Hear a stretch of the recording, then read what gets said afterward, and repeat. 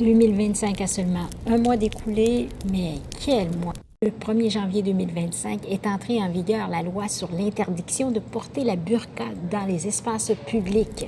Scandale au Royaume-Uni. Environ 250 000 filles britanniques auraient été violées par des Britanno-Pakistanais.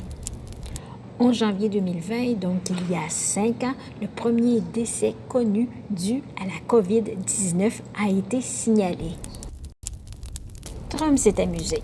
Il a dit vouloir renommer le golfe du Mexique golfe d'Amérique. Il ambitionnerait d'acheter le Groenland et il a aussi parlé d'annexer le Canada qui deviendrait le 51e État des États-Unis. Du côté de la Californie, Los Angeles a connu des feux dévastateurs pendant plusieurs jours à partir du 7 janvier. Les réservoirs d'eau étaient peut-être vides, mais au moins l'État de la Californie respectait le DEI. Pendant le temps des fêtes, j'ai également eu l'occasion de réfléchir.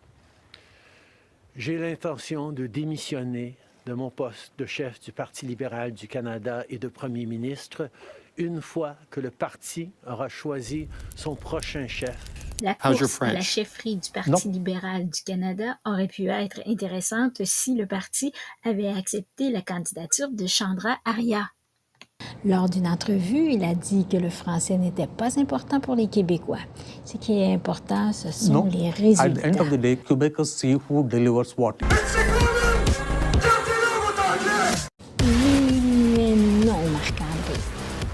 Dans le cas présent, le député Arya pense que pour les Canadiens français et anglais, l'important, c'est la prospérité dont vont profiter leurs enfants et leurs petits-enfants.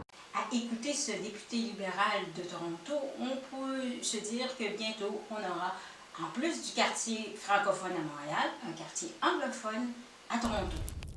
Pendant ce temps, le chef du Parti conservateur du Canada, Pierre Poilievre, joue le politicien près du peuple au Saguenay.